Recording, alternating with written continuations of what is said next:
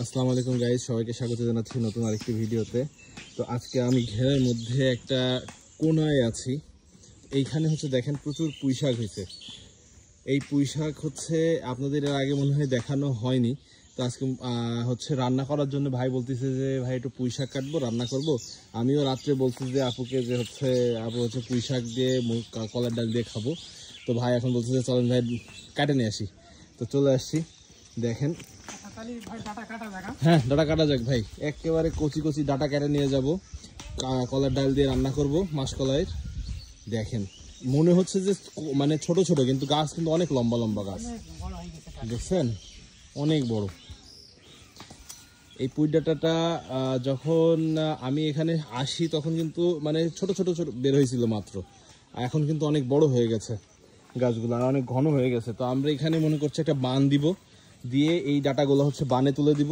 দেওয়ার পরে ওইখান থেকে ওই যে মেচুরি বলে আমাদের এলাকার ভাষায়, আপনাদের ওইদিকে কে কি বলেন অবশ্যই জানাবেন। মানে পুয়ের ফল যেটা, এটাতে আমাদের এদিকে মেচুরি বলে, আপনাদের ওইদিকে কি বলে অবশ্যই জানাবেন কমেন্ট করে। আর দেখেন ডাটাগুলো কিন্তু খুব সতেজ, চিকন চিকন ডাটা, কিন্তু মোটা হয়নি ভাই এবার না ডাটা, কিন্তু চিকন হলো। এর আগে একদিন রান্না করছিল, গত পরশুদিন রান্না করলো না ভাই।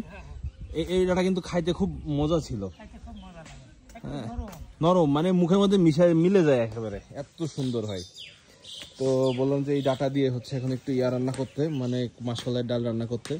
আর একটা জিনিস সবাই জানেন কি না জানি না, এই ডাটা কিন্তু যত কাটা যাবে তত কিন্তু ঘন হবে। মানে ধরেন আমি এখান থেকে এটা কেটে ফেললাম, এইখান থেকে এটা কেটে ফেললাম, কাটার পরে এইখান থেকে আবার অনেকগুলো কুশি বের হয়ে আরো ঝাঁকড়া হবে জিনিসটা, তাই তো ভাই? সিস্টেম এরকম। তো আপনার পুঁইশাক যত কাটবেন, যত সুন্দর করে কাটতে পারবেন, যত কাটবেন তত কিন্তু এটার থেকে আস্তে আস্তে আপনার হচ্ছে নতুন কুশি বের হবে। তো এই জন্যে হচ্ছে যখনই বড় হয়ে যাচ্ছে আমরা হচ্ছে কেটে ফেলছি। এই যে দেখেন অনেক কাটা হয়ে গেছে, দেখছেন। তো এই পুঁইশাকগুলো আর কাটবেন নাকি ভাই? আর দরকার হবে না, না এইগুলো অনেক হবে। তো আরো এখনো এখানে যা আছে অনেক হবে। তো আপনাদের পুঁইশাক খাওয়া দাওয়াত থাকলো, অবশ্যই আসবেন। আর এইখানে ভাই এখন পুঁইশাকগুলো ধুইতে যাচ্ছে পুকুরের মধ্যে। তো ধোয়ার পরে দেখবেন আরো সুন্দর লাগবে পুঁইশাকগুলা, কারণ এই যে বৃষ্টি হয়েছে, তো বৃষ্টির পরে এই কাদা হয়ে গেছে পুঁইশাকে। এইবার দেখেন, ও কত সুবিধা না ভাই, এখানেই কাটছে এখানেই ধুচ্ছি পুকুরের মধ্যে থেকে। দেখেন এই যে দেখেন কত সুন্দর পুঁইশাক, একেবারে মানে কচি কচি শাক। হ্যাঁ, এটা মুখের মধ্যে দিলে ভাই এমনি গলে যাবে মোমের মতো একেবারে। হ্যাঁ, এত সুন্দর পুঁইশাক। তো এইগুলো এখন নিয়ে যেয়ে আমরা রান্না করব, তারপরে খাওয়া দাওয়া করব।